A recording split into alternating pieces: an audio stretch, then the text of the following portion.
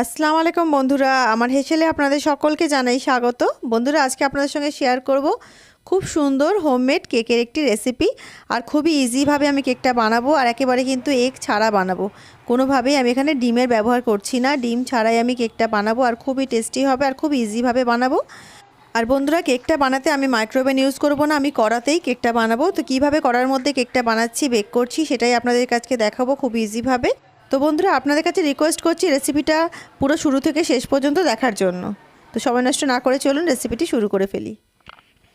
তো বন্ধুরা, আমি এখানে একটা মিক্সিং জার নিয়ে নিয়েছি, এর মধ্যে নিয়ে নিচ্ছি আমি 2 কাপ চিনি। কেক বানাতে গেলে কিন্তু চিনি লাগে, চিনিটা কিন্তু গুঁড়ো করে নিতে হয়। তো এখানে আমি গুঁড়ো করে নেব, তো 2 কাপ চিনি নিয়ে নিচ্ছি ভর্তি করে। আর আমি কিন্তু ময়দাটা নেব 4 কাপ, সেই কারণে আমি এখানে 2 কাপ চিনি নিচ্ছি।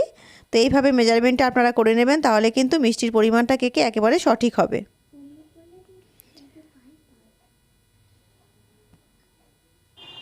তো দেখুন, আমি কিন্তু এই চিনিটাকে সুন্দর করে গুঁড়ো করে নিয়েছি, পাউডার বানিয়ে নিয়েছি। তো এটাকে এখন সাইডে রেখে দেবো আমি। আর আমি এখানে কিছু ড্রাই ফ্রুটস নিয়েছি বন্ধুরা। তো আপনার বাড়িতে যে ড্রাই ফ্রুটস আছে আপনারা আপনাদের পছন্দ মতো যে কোনো ড্রাই ফ্রুটস ইউজ করতে পারেন। এখানে আমি একটু কাজু, একটু পেস্তা, একটু আমন্ডস, একটু কিশমিশ, একটু আখরোট নিয়েছি। তো আমার বাড়িতে এটাই ছিল, তো আমি এটা ইউজ করছি। আপনারা আপনাদের পছন্দ মতো যে কোনো ড্রাই ফ্রুটস ইউজ করতে পারেন, অথবা ড্রাই ফ্রুটস ছাড়াও কিন্তু বানাতে পারেন। তো এর মধ্যে কটা তুলে রেখে দিচ্ছি ডেকোরেশন করার জন্য কেকটা লাস্টে। আর বাকিগুলোকে ছোটো ছোটো করে কুচি করে মিহি করে কেটে রাখবো কেকের সঙ্গে মিক্স করার জন্য। ড্রাই ফ্রুটসগুলো দেখুন আমি কুচি করে নিয়েছি, আর কিছুটা তুলে রেখেছি ডেকোরেশন করার জন্য। তো আমার এটা রেডি হয়ে গেছে, এবার চলুন বাকি কাজটা সেরে ফেলি। তো বন্ধুরা, একটা একটা করে কাজগুলো আমরা রেডি করে রেখে দিলে কিন্তু কেকটা খুব সহজেই বানাতে পারবো। সেই কারণে কিন্তু আমি এই স্টেপগুলো আগেই করে রাখছি। এর মধ্যে কেকটা বেক করবো, সেজন্য এতে একটু আমি অয়েল লাগিয়ে নিচ্ছি। আর বাড়িতে যদি বাটার পেপার না থাকে তাহলে কোনো অসুবিধা নেই বন্ধুরা, নর্মাল কাগজকে আপনারা এমনি শেপে কেটে নেবেন। যেমন শেপে আপনি কেকটা যার মধ্যে বেক করছেন সেই শেপে আপনারা কেটে নিয়ে তার মধ্যে কিন্তু অয়েল লাগিয়ে নিলেই কিন্তু একেবারে হয়ে যাবে। তো দেখুন, আমি কিন্তু সেটাই করছি। আমার ঘরে কোনো বাটার পেপার ছিল না, তো আমি এটাকে কেটে নিয়েছি এই শেপে, আর তার মধ্যে আমি অয়েল লাগিয়ে নিচ্ছি। তাহলে কিন্তু পারফেক্টভাবে এটা পুরো বাটার পেপার মতো একই কাজ করবে। তো বন্ধুরা দেখুন, একটা জায়গা আবার রেডি হয়ে গেল কেকটা বেক করার জন্য। আর একটা বানিয়ে নেবো, যেহেতু আমি 2টো কেক বানাচ্ছি সেই জন্য এটাতেও কিন্তু একটু অয়েল গ্রেস করে, আর তার উপরে আমি আবার ওই একই প্রসেসে বাটার পেপার লাগিয়ে নেব ঘরে। তো বন্ধুরা দেখুন, কেক টিন কিন্তু আমার একেবারে রেডি হয়ে গেছে। তো এবারে বাকি কাজটা সেরে নেব। কেকটা তো আমরা মিক্সিং করবই, তার আগে এখানে একটা কাজ করে নেব। একটা লোহার কড়া নিয়ে নিয়েছি বন্ধুরা, আর তার মধ্যে আমি দিয়েছি নুন। এই নুনটা যে আমি কতবার বেক করেছি সেটা কিন্তু আমি নিজেই ভুলে গেছি। আর তার মধ্যে শুধু বেকই করিনি, বাদাম ভাজাও করেছিলাম। দেখতেই পাচ্ছেন কতগুলো বাদামও কিন্তু এর মধ্যে পড়ে আছে। তো যাই হোক গে, আমি এর মধ্যেই কিন্তু কেকটা বেক করব। তো খুবই ইজিভাবে কিন্তু এইভাবে বেক করা যায় বন্ধুরা। একটু লবণ দিয়ে দিলেই হবে তলায়। দেখুন, এইভাবে লবণটা রেখে তার উপরে যাতে কেকটা বেক করব সেটা রেখে দিলাম। আপনারা একটা ছোট বাটিও রাখতে পারেন, আপনাদের ঘরে যা আছে সেইটাই কিন্তু রেখে ব্যবহারটা করতে পারেন। কড়াটাকে ততক্ষণ প্রিহিট করতে দিয়ে দিয়েছি বন্ধুরা। আমি এতটাই কি বলবো, ব্যস্ত হয়ে গেছিলাম যে আমি ক্যামেরাটা অন করতে ভুলে গেছিলাম। বাটার দিয়ে তার উপরে কিন্তু চিনির মিক্সিংটাকে আমি এখানে চিনির গুঁড়োটাকে ঢেলে দিয়েছিলাম। তো সেটা আমি ওঠাতে ভুলে গেছিলাম, সরি, তার জন্য ক্ষমা চাইছি আগে থেকেই। তো এর মধ্যে জাস্ট কিছুই দিইনি, বাটার দিয়েছি। আমার ঘরে যতটা বাটার ছিল ততটা দিয়েছি, ধরুন 4 টেবিল স্পুন মতো বাটার ছিল, সেটা দিয়ে দিয়েছি আমি। আর তার মধ্যে আমি চিনিটা, যেটা আমি গুঁড়ো করে রেখেছিলাম, গুঁড়ো করা চিনিটা 2 কাপ, সেটা দিয়ে দিয়েছি পুরোটা। তো এর মধ্যে আমি দিয়ে দেবো অয়েল। তো এখানে আমি সাদা তেল ইউজ করছি। যে কোনো তেল ইউজ করতে পারেন, যাতে কোনো ফ্লেভার থাকবে না সেরকম তেলই কিন্তু ইউজ করতে হবে, ভালো কুকিং অয়েল। তো ইউজ করছি। এটাকে ভালো করে প্রথমে মিক্স করে নেব। আর বন্ধুরা, এটা যাতে সহজেই মিক্স হয়ে যায় তার জন্য এর মধ্যে দিয়েছি আমি উষ্ণ দুধ। তো দুধটা ঘরে রাখা ছিল, সেটা উষ্ণ হলে হবে বা ঠান্ডা হলে হবে, তাতে কোনো অসুবিধা নেই। তো বন্ধুরা, সুন্দর করে কিন্তু বাটার, চিনি আর দুধটাকে ভালো করে মিক্স করে নিতে হবে। দেখুন, ভালো করে মিক্স করে নিয়েছি আমি এটাকে। এবারে এর মধ্যে আমি দিয়ে দেব ময়দা। তো ময়দাটাকে একটু চেলে নেব বন্ধুরা, যাতে কেকটা আরও ফ্লপি হয়, আরও সুন্দর হয়। তো সেই জন্য অবশ্যই ময়দাটাকে চেলে নেবেন। তো এখানে আমি মেপে মেপে 4 কাপ ময়দা ইউজ করব।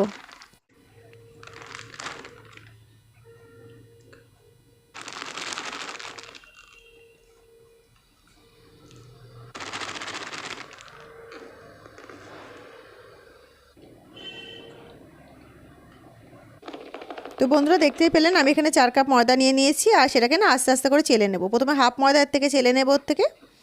তারপরে হাফ ময়দাটা আবার পরে মিক্সিং করব। তো এখান থেকে কিছুটা ময়দা চেলে নিচ্ছি আমি ময়দাটা একবারেতেই নিয়ে নিলাম আপনাদের দেখানোর জন্য। আপনারা এখানে কিন্তু 1 কাপ করে ময়দা নিয়েও চেলে নিতে পারেন, যেহেতু আমি আপনাদেরকে দেখাচ্ছি সেই জন্য আমি 4 কাপটা একেবারে মেপে নিলাম।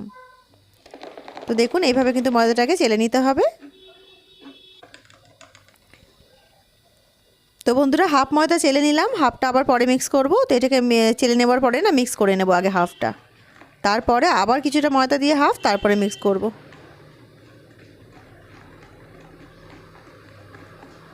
এই দেখুন বন্ধুরা হাফ ময়দা মিক্স হয়ে গেছে। এর মধ্যে আমি আবারও হাফ ময়দাটা দিয়ে দেবো, যেটা বাকিটা রেখে দিয়েছিলাম ওইটাকে আবারও চেলে নেব। চেলে নিয়ে হাফ ময়দাটা আবারও মিক্স করব। আমি আপনাদের স্টেপ বাই স্টেপ দেখাচ্ছি, সেই কারণে কিন্তু ভিডিওটা একটু বড় হতে পারে বন্ধুরা। তো আপনাদের কাছে অনুরোধ রইল ভিডিওটা পুরো দেখার জন্য। যদি ভালো করে কেক বানাতে চান, শিখতে চান, যারা প্রথম বানাচ্ছেন বিশেষ করে, অবশ্যই ভিডিওটা পুরো দেখবেন বন্ধুরা। আশা করছি আপনাদের কিন্তু ভালোই লাগবে। আর স্কিপ করে গেলে কিন্তু পুরোটা শিখতে পারবেন না। আর এখানে দেখুন আমার ঘরে না একটু কাস্টার্ড পাউডার ছিল, তো এখানে ভ্যানিলা কাস্টার্ড ছিল, তো আমি সেই ভ্যানিলা কাস্টার্ডটা এখানে দিয়ে দিচ্ছি। তো ধরুন এখানে 4 চামচ মতো ভ্যানিলা কাস্টার্ড ছিল, সেটাকে আমি ইউজ করে নিচ্ছি কেকটার মধ্যে। এটার জন্য কেকটা একটা সুন্দর ফ্লেভারও আসবে ভ্যানিলা, আর কেকটা কিন্তু খেতেও খুব টেস্টি হবে। তো এইটাকেও ছেড়ে নিলাম ময়দার সঙ্গেই। এইবারে সুন্দর করে এইগুলোকে মিক্স করব। আর যে দুধটা রেখেছি আমি দুধটা দিয়েই কিন্তু মিক্স করতে হবে। খুব বেশি কিন্তু এখানে যদি আপনাদের টাইট লাগে তাহলে কিন্তু একটু দুধ দিয়ে আর সুন্দর করে এটাকে মিক্স করে নিতে হবে। আর আপনারা চাইলে এতে ভ্যানিলা কাস্টার্ড ছাড়াও কিন্তু কেকটা বানাতে পারেন। এটা আমার বাড়িতে ছিল তাই আমি ইউজ করে নিচ্ছি। এটা দিয়েও, এটা ছাড়াও কিন্তু কেকটা বানালে কেকটা ভালোই হবে। তো আপনাদের ইচ্ছা, সেটা তো ঘরে থাকলে ইউজ করে নেবেন, না থাকলে এটা স্কিপ করে দেবেন, কোনো অসুবিধা নেই। তো দেখুন সুন্দর একটা ক্রিমি টেক্সচার চলে এসছে সুন্দরভাবে। আর কেকটা কিন্তু বন্ধুরা একটা বিশেষ এখানে কথা বলার আছে, কেক মিক্স করার সময় কিন্তু একদিকেই কিন্তু ঘোরাতে হবে, এইভাবে ঘুরিয়ে ঘুরিয়ে মিক্স করতে হবে। মানে একবার ওইদিকে ঘোরাচ্ছেন, একবার মানে ক্লকওয়াইজ, একবার অ্যান্টি ক্লকওয়াইজ, এরকম করলে কিন্তু হবে না।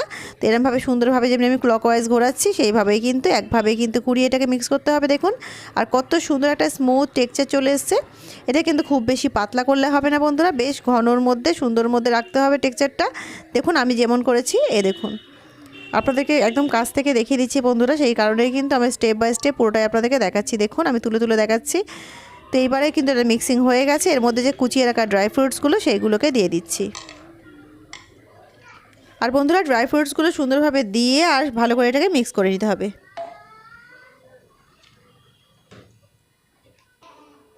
তো সুন্দরভাবে ড্রাই ফ্রুটসটা মিক্স করে নিয়েছি বন্ধুরা। এবারে এর মধ্যে আমি একটুখানি একটা জায়ফলের টুকরো নিয়েছি। এই জায়ফলটাকে না একটু এতে দিতে হবে, কারণ জায়ফলের ফ্লেভারটা কিন্তু কেকে দিলে কেকের দারুণ একটা ফ্লেভার আসে, সেই কারণে অবশ্যই দিতে হবে। এটা একটু দিয়ে দেবেন, এটা দিলে কিন্তু ফ্লেভারটা ভালো আসবে। তো আপনারা কিন্তু এটাকে অবশ্যই দিয়ে দেবেন একটুখানি। এটা সবারই বাড়িতে থাকে, বিরিয়ানি মশলার মধ্যেই কিন্তু এটা থাকে দেখবেন। এটা আলাদা দোকানে কিনতেও পাওয়া যায়, 5 টাকা 10 টাকা করে হয়তো পিস নেয়, একটা জায়গায় এরকম দাম। তো এটা নিয়ে নিলেই হবে। জাস্ট একটু জায়ফলটাকে এরকমভাবে গুঁড়ো করে দেবেন। আর একটু দালচিনি নিয়েছি আমি, এই দালচিনি পাউডার একটুখানি লাগবে এর মধ্যে। এটা দিলে কিন্তু ফ্লেভারটা কেকের খুবই সুন্দর হবে। তো একটু দালচিনি গুঁড়ো দিয়েছি, একটু জায়ফলের গুঁড়ো দিয়েছি। তো বন্ধুরা অল্প একটু লবণ দিয়ে দিচ্ছি, একেবারে অল্প পরিমাণে লবণটা দিলাম, দেখতেই পেলেন। 1 চামচ এখানে বেকিং পাউডার দিয়ে দিচ্ছি বন্ধুরা। বেকিং পাউডারটাকে একটু মিক্স করে নেব, তারপরে এর মধ্যে আমি ভ্যানিলা এসেন্স অ্যাড করব। এবার আমি দিয়ে দিচ্ছি এতে ভ্যানিলা এসেন্স, 1 চামচ মতো এখানে দিয়ে দিলাম ভ্যানিলা এসেন্স।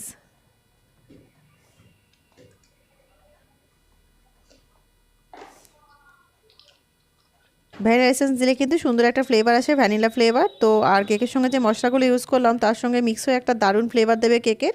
তো এটা কিন্তু অবশ্যই দেবেন বন্ধুরা। 1-1.5 চামচ দিলেই কিন্তু যথেষ্ট, তার বেশি লাগে না। তো এটাকে ভালো করে মিক্স করে নিতে হবে। তো বন্ধুরা দেখুন ব্যাটারটা কিন্তু সুন্দরভাবে মিক্স করা হয়ে গেছে।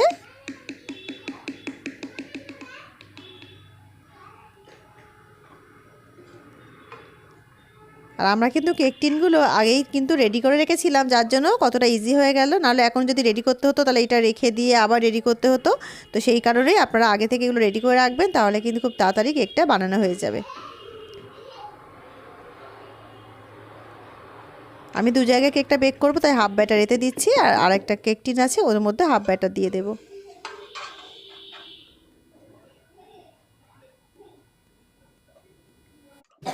তো বন্ধুরা ভালো করে কেকটা কিন্তু সুন্দর করে সাজিয়ে নেব, যে ড্রাই ফ্রুটসগুলো রেখেছিলাম সেইটা দিয়ে।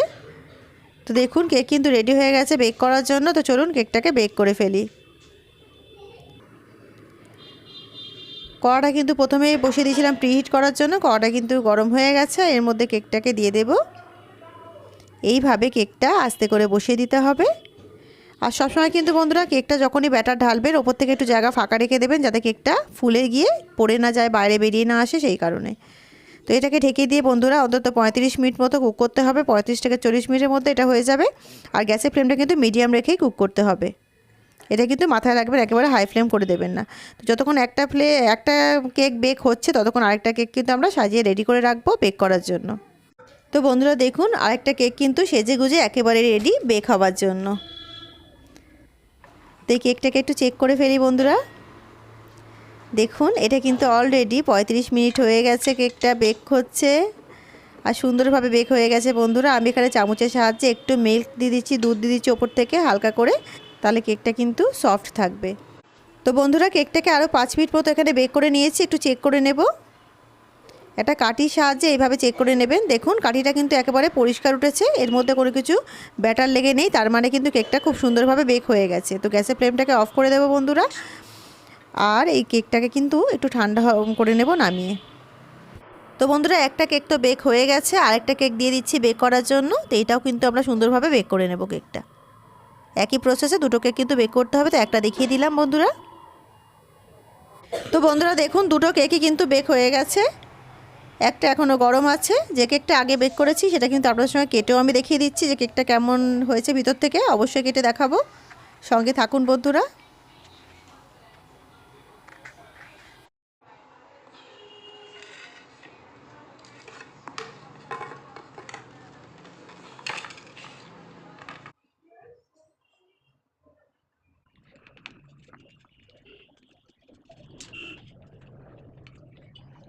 তো বন্ধুরা দেখুন কেকটা কেটেও আপনাদেরকে দেখিয়ে দিলাম ভিতর থেকে কতটা সুন্দরভাবে বেক হয়েছে কেকটা, একেবারে স্পঞ্জি সফট একদম, আর খুবই সুন্দরভাবে বেক হয়েছে। তো বন্ধুরা রেসিপিটি আপনাদের কেমন লাগলো অবশ্যই কমেন্ট করে আমাকে জানাবেন। রেসিপিটি যদি আপনাদের ভালো লেগে থাকে অবশ্যই আমার চ্যানেলকে লাইক শেয়ার সাবস্ক্রাইব করে আমার সঙ্গে থাকবেন।